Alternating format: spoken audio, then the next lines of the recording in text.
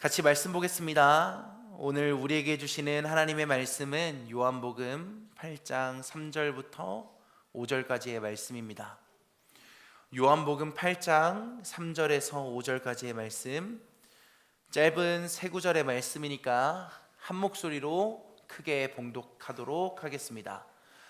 함께 한 목소리로 읽겠습니다. 시작. 율법학자들과 바리새파 사람들이 간음을 하다가 잡힌 여자를 끌고 와서 가운데에 세워놓고 예수께 말하였다. 선생님, 이 여자가 간음을 하다가 현장에서 잡혔습니다. 모세는 율법에 이런 여자들을 돌로 쳐 죽이라고 우리에게 명령하였습니다. 그런데 선생님은 뭐라고 하시겠습니까? 아멘. 여기 있는 청소년들 중에 혹시 나는 SNS를 한다 하는 친구 손 한번 들어봐 줄까요? 높이.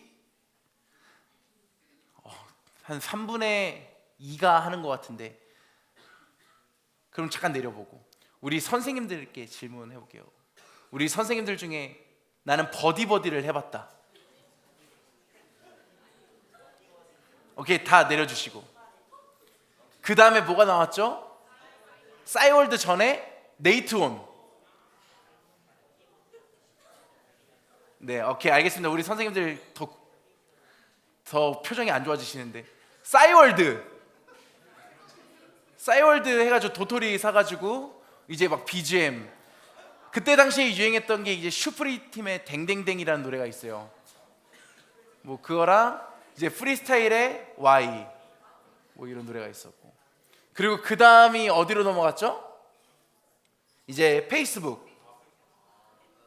목사님 페이스북에 들어가 보면 목사님이 2012년도에 처음 대학교에 들어갔을 때 페이스북을 시작했는데, 그때의 사진이 아주 잘생긴 사진이 담겨 있습니다.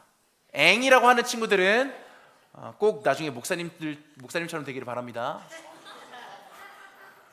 네. 자, 페이스북 다음에 이제는 우리가 잘 알고 있는 인스타그램, 그리고 뭐 요즘 이제 트위터에서 X로 바뀌었죠. 그리고 요즘은 뭐 스레드라고 뭐 거기다 감성글 막 올리던데, 뭐 카카오 뭐 인스타 스토리 뭐 카카오 스토리 뭐 이런 것들도 있었고, 한마디로 우리가 살아가고 있는 요즘 세상은 SNS 시대예요. 그렇죠? 그런데 목사님이 이제 여기에 목사님이랑 같이 마팔이 돼 있는 친구들도 있고 그렇지 않은 친구들도 있을 텐데, 목사님도 SNS 좋아하거든요. 하루 종일 이렇게 피드 보다가 이제 친구들이 어떤 스토리를 올리나 하고 스토리도 보고, 근데 그때마다 목사님의 마음에 안타까움이 찾아오는 순간이 있어요. 그때가 언제냐면 SNS에 다른 누군가를 비방하는 저격글이 올라왔을 때예요. 요즘 심심찮게 우리가 저격글을 볼 수 있잖아요. 단순히 우리만의 문제가 아니라 오늘날을 살아가고 있는 우리 모두의 문제라는 생각이 들었어요. 그래서 목사님이 설교할 때는 우리의 삶과 밀접하게 맞닿아 있는 문제들, 우리 청소년들이 놓여져 있는 상황들에 대해서 같이 짚어보면서 함께 말씀을 나누려고 해요. 그 첫 시작은 우리가 다른 사람을 비방하고 비난하는 저격에 대해서 같이 이야기를 나누려고 합니다. 여러분, 저격이 뭐예요? 어떤 누군가를 겨냥해서 그 사람을 공격하는 것을 뜻합니다. 개인적으로 생겨난 문제와 다툼, 그런데 그것을 SNS라는 모두가 다 볼 수 있는 곳에 그 사람을 겨냥해서 저격해서 비난하는 것, 그것을 요즘 우리가 말하는 SNS상 저격이라고 이야기합니다. 아까도 이야기했지만 안타깝지만 더 이상 다른 누군가의 일이 아니라 우리의 문제예요. 목사님이 누구라고 지칭은 안 하겠지만 청소년 교회에서도 누군가를 저격하다가 목사님한테 걸려가지고 아주 혼난 친구가 한 명 있습니다. 그 친구가 이제는 목사님이랑 인스타 마팔을 끊었는지, 아니면 요즘은 친친이라고 있더라고. 그 목사님 그거 살짝 섭섭한데 그 친친만 보기 해가지고 그 목사님만 못 보게, 목사님은 친친해서 빼고, 그렇게 아주 하는 친구들이 있는데 아주 나쁜 친구들이에요. 아무튼 이런 문화 속에 살아가는데 하나님의 자녀인 우리, 예수님을 따르겠다라고 결단한 우리는 어떻게 살아가야 할까? 오늘 요한복음 8장의 이야기를 통해서 같이 나눠보려고 해요. 오늘 우리가 같이 나눈 말씀은 우리가 너무나도 잘 알고 있는 가늠한 여자가 예수님 앞에 끌려와서 사람들에게 막 질타를 받는 와중에 예수님께서 명언을 날리시는 이야기잖아요. 너희 중에 죄 없는 자가 어떻게 하라고요? 몰라? 그럼 목사님이 처음부터 잘 알려줄게요. 자, 평소와 다름없이 예수님께서는 예루살렘 성전에 올라가셔서 하나님의 복음을 가르치십니다. 예수님은 그 당시 인기 스타였어요. 그러다 보니까 예수님이 성전에 오셨을 때 사람들이 어떻게 했을까요? 다 예수님 주변에 몰려들기 시작해요. 그리고 예수님의 말씀을 다 주위에 동그랗게 둘러 앉아서 듣기 시작합니다. 그런데 그때 오늘 성경의 이야기가 시작이 되는 거예요. 율법학자들과 바리새인들이 한 여인을 끌고 예수님 앞에 오는 것으로 오늘 우리가 함께 나눌 성경의 이야기는 시작합니다. 요한복음 8장 3절과 4절의 말씀이에요. 한 목소리로 같이 읽어보겠습니다. 시작. 시작.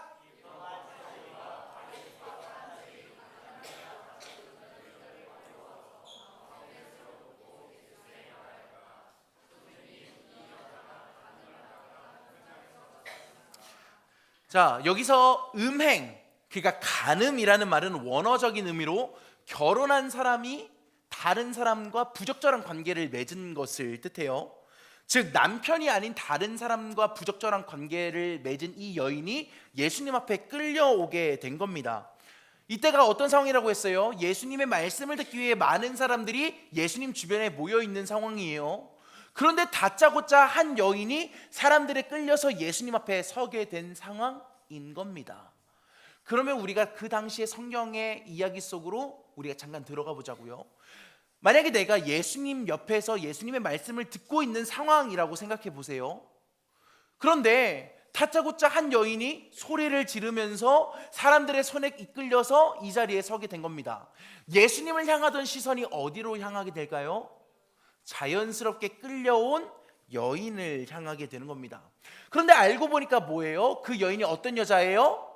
죄를 저지른 사람이에요. 죄를 저지른 사람이 끌려온 상황.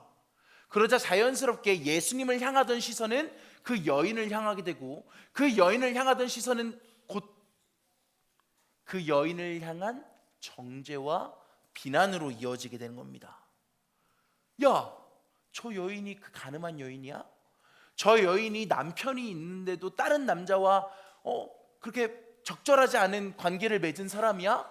어떻게 그럴 수 있어? 저 사람 죄인이잖아. 저 사람 죽어야 되잖아 라고 손가락질하고 비난하고 정죄했을 겁니다.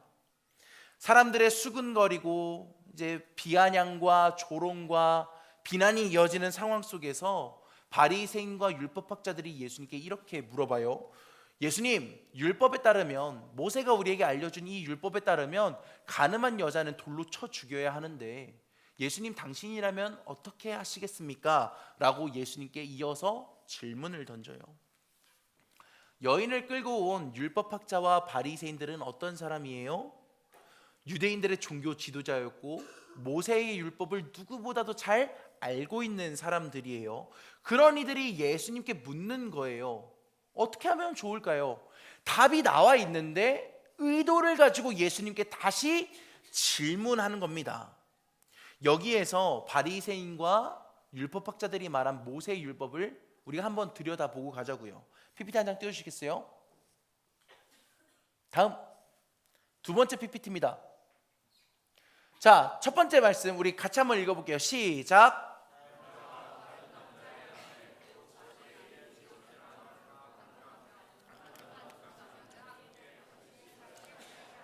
자, 우리 두 번째 말씀은 조금 더 크게 우리 모두가 같이 읽어볼게요. 시작.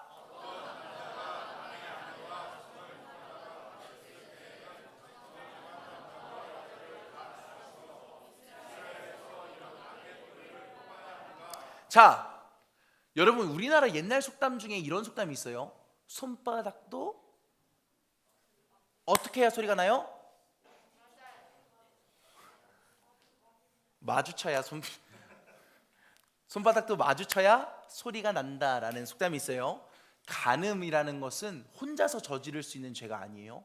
남자와 여자가 같이 저지르는 죄예요. 우리가 방금 본 레위기와 신명기에 어떻게 하라고 나와 있어요? 여자뿐만 아니라 남자도 같이 둘 다 죽여서 이스라엘에서 악을 제거해야 된다라고 이야기하고 있어요. 그런데 오늘 상황을 다시 한번 자세히 들여다보자고요. 오늘 누가 끌려왔어요? 여자만 끌려왔어요. 남자는 어디 있어요?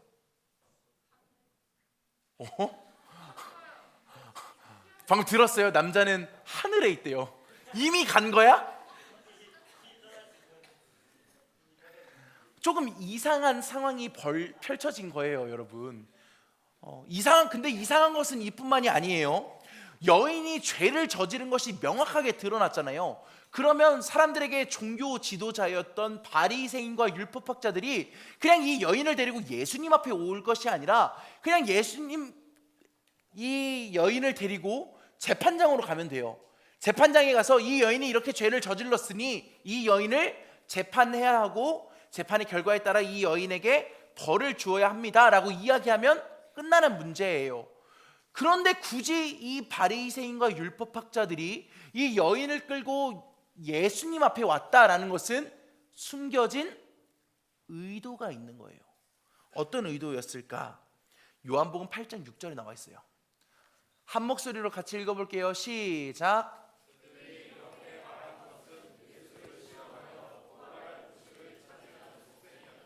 자, 바리새인과 율법학자들이 그 여인을 끌고 예수님 앞에 온 이유는 무엇이냐면 여인의 죄를 묻는다라는 핑계로 예수님을 고발할 조건을 얻기 위함이다라고 성경은 기록하고 있어요. 자, 예수님을 향한 바리새인과 율법학자들의 질문을 다시 한번 떠올려 봅시다. 예수님은 어떻게 하시렵니까? 모세는 간음한 여인을 돌로 쳐 죽여야 한다고 했는데 예수님 당신은 어떻게 하실 겁니까? 라고 바리새인과 율법학자들이 예수님께 물어봤잖아요. 만약에 그 대답에 예수님께서 그 여인을 용서하자라고 말씀하시면 율법을 어기게 되는 거예요. 유대인들이 지키는 율법을 어기게 되는 겁니다. 그러면 어떻게 되냐면 종교 재판에 끌려가요. 예수님께서 율법을 지키지 않았다라는 죄로 예수님이 종교 재판에 끌려가시게 됩니다. 그렇다면 반대로 그래 모세의 율법대로 이 여인을 돌로 쳐 죽이자라고 이야기하면 어떤 일이 일어나냐면 로마법을 어기게 되는 게 돼요. 당시 로마에서의 사형 집행권은 누가 가지고 있어요? 황제만 가지고 있어요. 그래서 예수님이 같이 동조를 하고 그렇게 하자라고 말하면 로마의 반기를 든 대가로 로마 재판에 회부가 되는 거예요. 다시 말해서 지금 예수님은 어떤 상황에 놓여져 있어요? 이렇게 할 수도 없고 저렇게 할 수도 없는 아주 난처한 상황에 예수님께서 빠지게 된 겁니다. 바리새인과 율법학자들은 이것을 노리고 예수님께 그 여인을 끌고 온 거예요. 지금까지 자기들이 종교 지도자로서 받았던 영향력, 인정, 권위, 명예 이런 것들이 예수님께서 등장하심으로부터 다 예수님께 시선이 향하게 되니까 눈의 가시와도 같은 예수님을 제거하기 위해서 이런 계략을 꾸미게 된 겁니다. 그런데 우리가 여기서 한 가지 생각해 보아야 할 것이 있어요. 율법학자들과 바리새인들에 의해 이용된 사람들 앞에 끌려온 이 여인의 마음은 어땠을까? 창피한 것을 넘어서 어쩌면 죽고 싶었을지도 모르겠어요. 사실 잘못으로 인한 벌, 자기의 죄로 인한 벌은 감수할 수 있어요. 왜? 자기가 잘못했으니까 그에 합당한 벌을 받는 게 당연하니까. 그거에 대해서 이 여인은 반발하지 않았을 거예요. 그런데 율법학자들과 바리새인들의 손에 이끌려 많은 사람들이 보고 있는 공개적으로 저격을 당한 이 상황만큼은 이 여인의 마음에 상처로 다가왔을 겁니다. 그래서 이 여인은 아무 말도 하지 못하고 사람들에게 저격당해서 비난받아서 조롱당하고 손가락질 당해서 이 여인은 예수님 앞에 끌려와서 내내 울고만 있는 거예요. 율법학자들과 바리새인들은 예수님을 죽이려고 달려들고 있고 이 여인은 상처받아서 울고 있는 이런 상황. 그때 예수님께서 어떻게 하셨을까? 예수님께서 갑자기 그 자리에 주저앉으십니다. 그리고 손으로 땅에 무언가를 막 적으세요. 성경학자들은 예수님께서 땅에 무엇을 적으셨을까? 아마 십계명을 적으셨을 것이다. 아마 그 여인이 아니라 거기에 있는 모든 사람들의 죄를 적었을 것이다 라고 추측하는 학자들이 있어요. 그런데 그것보다 더 중요한 것이 있어요. 그 이후에 이어지는 예수님의 말이에요. 요한복음 8장 7절 말씀 우리 한 목소리로 같이 읽어볼게요. 시작.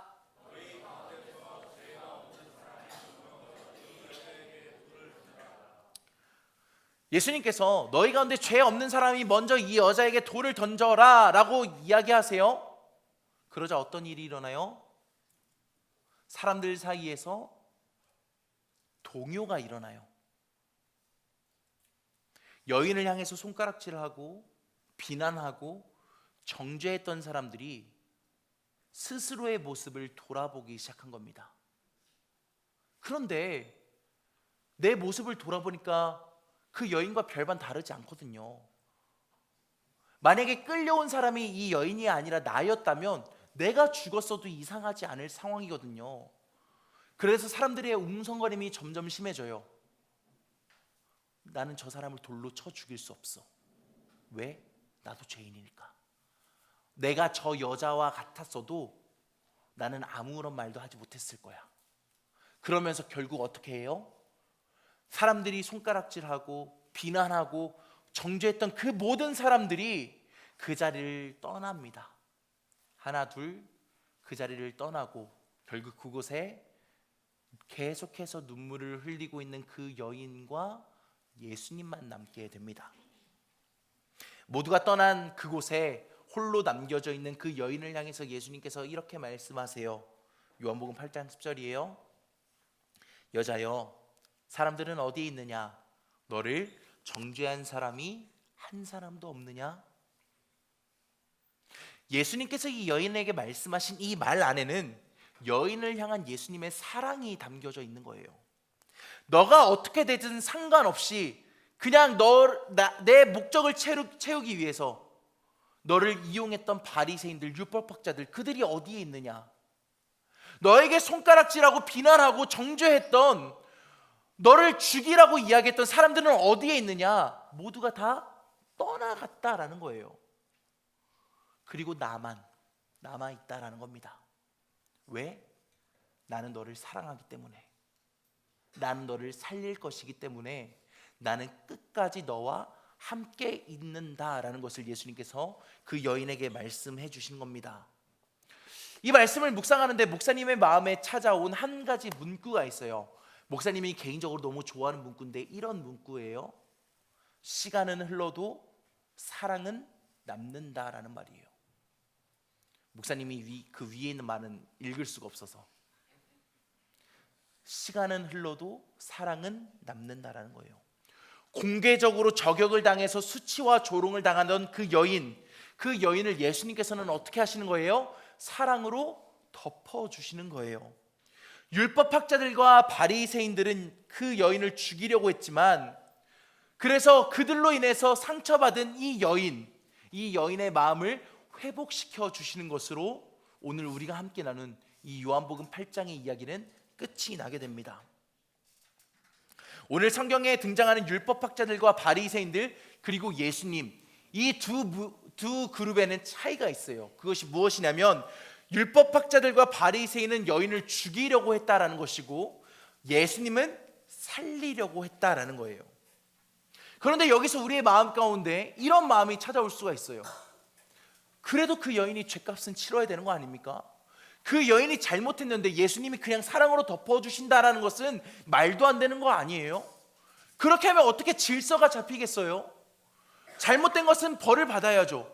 죗값은 받아야죠. 라고 불편함을 느끼는 사람들도 분명히 있을 거예요. 왜냐? T인 사람들이 있으니까.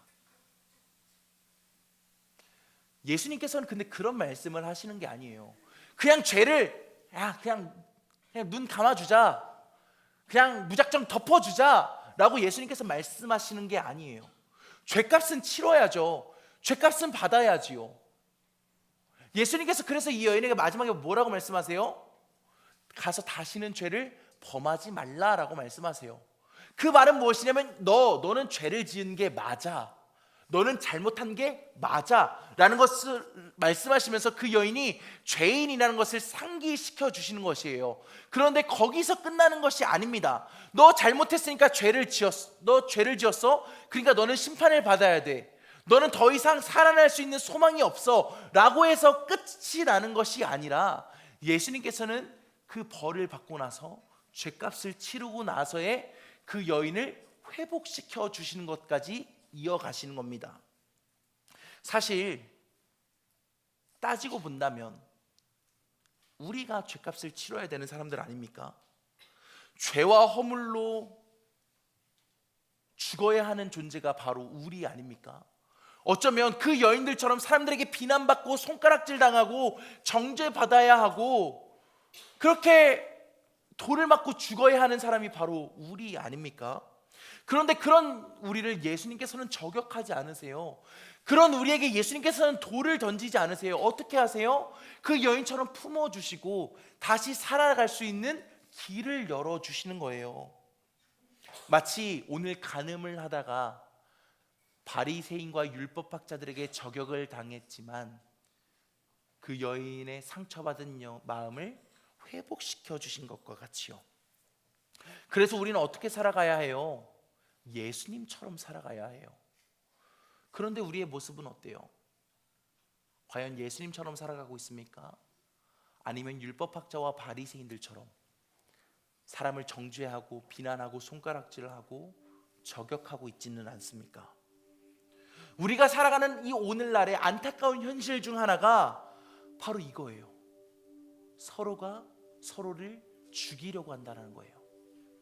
남을 깎아내리려고 하고 남을 비난하려고 하고 비방하고 손가락질하고 정죄하며 우리가 서로가 서로를 저격하고 있는 오늘날의 이 시대. 그 이유가 무엇일까? 남을 깎아내려야 내가 더 드러날 수 있으니까. 내 옆에 있는 친구를 깎아내려야 내가 더 돋보일 수 있으니까. 내가 더 잘 될 것 같으니까. 그런데 그런 생각을 해봐요. 과연 그것이 진짜 내가 드러나는 일일까? 내가 잘 사는 일일까? 내가 다른 사람들에게 인정받는 길일까? 아니에요. 결국 그것은 올무가 되어서 스스로를 죽이는 일이 돼요. 왜? 지금은 내가 누군가를 저격하면 다른 사람들이 오구오구 해줘요. 마치 율법학자들과 바리새인들이 그 여인을 저격했을 때 예수님 옆에 있는 사람들이 막 동조했던 것처럼, 맞아, 너가 맞아, 너 되게 멋있다, 너 되게 잘한다, 우쭈쭈 해주고 격려해줘요. 그런데 격려해주는 그 사람들 마음에 어떤 마음이 드는 줄 알아요? 지금 저 친구를 저격하고 있는 쟤와 내가 조금 다른 이야기를 하면 제가 나도 저격할 것 같은데 라는 불신도 같이 찾아오는 거예요. 그리고 그 불신은 결국 갈라지게 만들고 결국 나를 죽이는 일이 되는 겁니다. 사랑하는 여러분, 여러분은 어떤 모습으로 살고 싶으세요? 다른 사람을 저격하고 정죄하고 비난하고 결국 나 또한 다른 사람들에게 저격받는 그런 안타까운 모습으로 살아가시겠습니까? 아니면 예수님처럼 조금은 죄를 저질렀지만 다른 사람들에게 손가락질 받고 비난받지만 그를 덮어줄 수 있는 사랑으로 넉넉한 사람이 되시겠습니까? 바라기는 저와 여러분, 우리 모든 틴즈파이어 공동체를 통해 더 이상 서로를 깎아내리는 그런 안타까운 일들이 일어나지 않기를 바랍니다. 비난과 정죄, 손가락질, 멈추고 예수님의 사랑으로 어쩌면 다른 사람들에게 공격받고 있는 내 친구를, 내 가족을, 내 동료를 덮어줄 줄 아는 그런 믿음의 소유자들이 되기를 간절히 축복합니다. 사랑하는 여러분, 이번 한 주 여러분의 삶에 여전히 분쟁들이 있을 거예요. 다툼도 있을 거고요. 또 다른 친구들이 서로를 저격하는 글들이 분명히 또 목사님의 인스타에 올라올 거예요. 바라기는 사랑하는 우리 모든 청소년들, 우리 모든 교사들이 그 분쟁 속에서, 그 다툼 속에서 선을 이루는, 예수님처럼 서로를 화목하게 만드는 귀한 축복의 통로로 쓰임받기를 간절히 축복합니다. 우리 그런 마음을 담아서 우리 함께 오늘 결단하는 찬양을 주님 앞에 올려드릴 텐데요, 지금까지 우리의 연약한 마음들, 연약한 믿음들, 흔들렸던 마음들, 다른 사람을 비난하고 정죄했던 그 마음들 주님 앞에 다 내어드립니다. 그 마음으로 우리 함께 찬양했으면 좋겠습니다. 우리 모두 다 자리에서 일어나서 찬양할까요?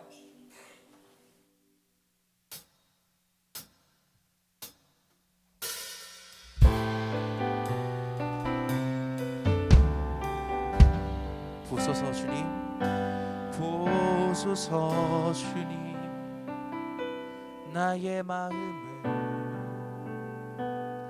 선한 것 하나 없습니다. 그러나 내 모든 것 주께 드립니다. 사랑으로 안으시고 날 새롭게. 네, 한 번 더 찬양할까요? 보소서 주님, 보소서 주님, 나의 마음을 선한 것 하나 없습니다. 선한 것 하나 없습니다. 그러나 내 모든 것 주께 드립니다. 사랑으로 안으시고, 주님 날 새롭게 하소서.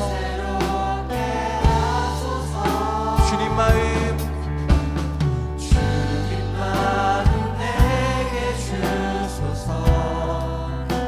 내 아버지, 주님 마음 내게 주소서.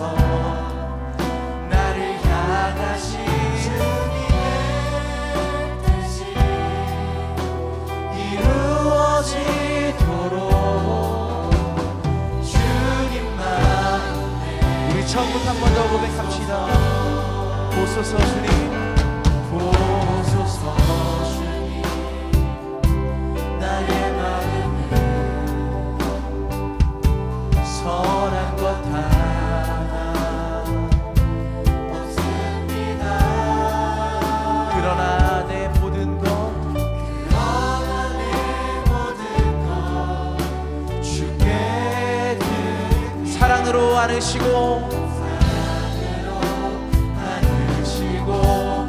날 새롭게 주님 마음 내게 주소서. 주님 마음 내게 주소서. 내 아버지, 주님 마음 내게 주소서.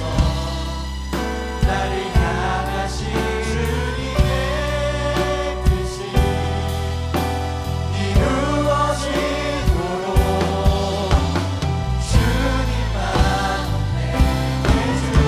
내게 사랑을 가르치소서.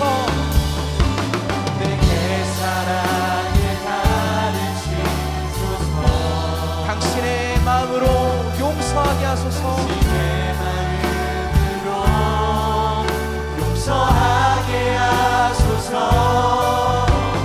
주의 성령 내게 채우사 주의 길 가게.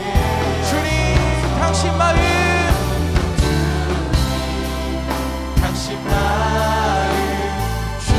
주의 성령 내게 채우사. 주의 성령 내게 채우사 주의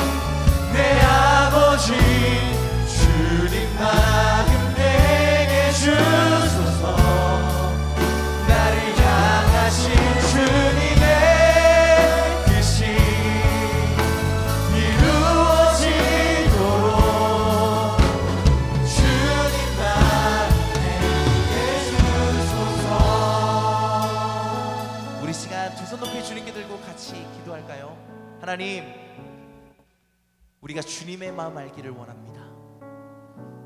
예수님께서 그 여인을 덮어주신 그 사랑의 마음을 내가 담기를 원합니다.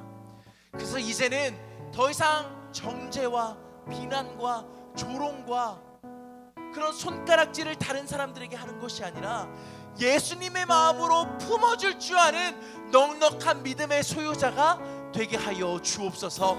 나를 통해 내게 주어진 공동체가 협력하여 선을 이루길 원합니다. 예수님처럼 우리를 통해 화목해 되는 역사가 일어나길 원합니다. 내가 하나님 앞에 쓰임받게 하여 주옵소서. 내가 그 하나님의 사랑을 전하게 하여 주옵소서. 오늘 우리에게 주신 말씀을 기억하며 주님의 마음을 달라고, 사랑을 가르쳐 달라고 주님의 이름 한번 부르짖고 동성으로 기도하겠습니다. 주여!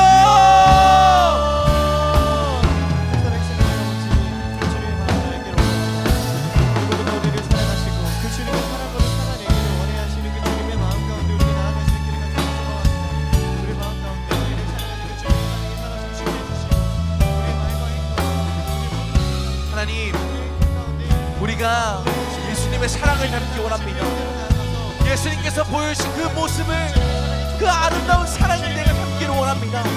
그래서 내게 주어진 상황 속에서 분란과 다툼과 시기와 정죄와 비난이 있는 것이 아니라 우리를 통하여 모두가 협력하여 선을 이룰 수 있는 아름다운 하나님의 나라가 이 땅 가운데 이루어지게 하여 나는 연약합니다. 그래서 주님의 사랑이 필요합니다. 하나님, 나를 도와주옵소서. 더 이상 다른 사람들에게 손가락질하고 비난의 말을 쏟아내는 것이 아니라, 죄지은 사람을 정죄하는 삶이 아니라 그 사람을 덮어줄 수 있는 넉넉한 삶을 허락하여 주옵소서. 우리 가슴에 두 손을 얹고 마지막으로 기도하고 마치겠습니다. 하나님, 내 마음 가운데 어쩌면 다른 사람들을 향한 비난과 손가락질과 저격의 마음이 있었는지도 모르겠습니다. 그 모든 것을 다 내려놓기를 원합니다.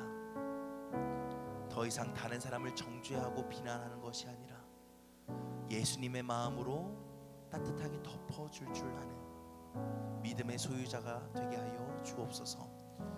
우리를 통해 더 이상 아픔과 상처가 가득한 이 땅에 하나님의 사랑이 이루어지기를 원합니다.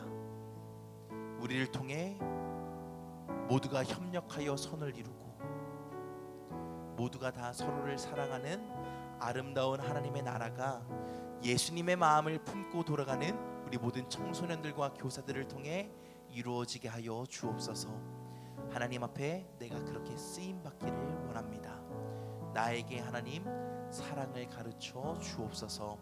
나를 사랑으로 충만케 하여 주옵소서. 그리고 이제는 그 충만한 사랑을 가지고 삶의 자리 가운데로 돌아가 예수님의 사랑을 전하며 아름다운 하나님의 나라를 일구어가는, 그래서 하나님 앞에 잘했다 칭찬받는 믿음의 종들이 되게 하여 주시옵소서. 사랑하는 모든 청소년들, 이들의 마음과 정성과 예물 또한 하나님 앞에 봉헌합니다. 예물이 쓰여지는 곳에 하나님의 사랑이 전해지게 하여 주옵소서. 넉넉한 믿음으로 드리는 이들의 손길을 기억하여 주시고 30배, 60배, 100배의 아름다운 결실을 맺어 물질을 통하여 어려움 당하지 않게 하시고 많은 이들에게 넉넉한 사랑을 전할 줄 아는, 받은 사랑을 전할 줄 아는 믿음의 소유자들이 되게 하여 주옵소서. 이제 이들을 세상으로 파송합니다. 이들이 밟는 모든 땅 하나님의 사랑이 전해지는 아름다운 하나님의 나라가 이루어지게 하여 주옵소서. 이제는 우리 구주 예수 그리스도 구원의 은혜와 아버지 하나님의 사랑하심과 성령님의 감화 감동 교통하심이 하나님의 사랑으로 넉넉하게 이웃을 품어주기로 결단하는 사랑하는 모든 청소년들과 교사들 머리 위에, 이들이 속한 가정과 학교와 모든 공동체 위에 이제로부터 영원토록 함께 하시기를 간절히 축원하옵나이다. 아멘.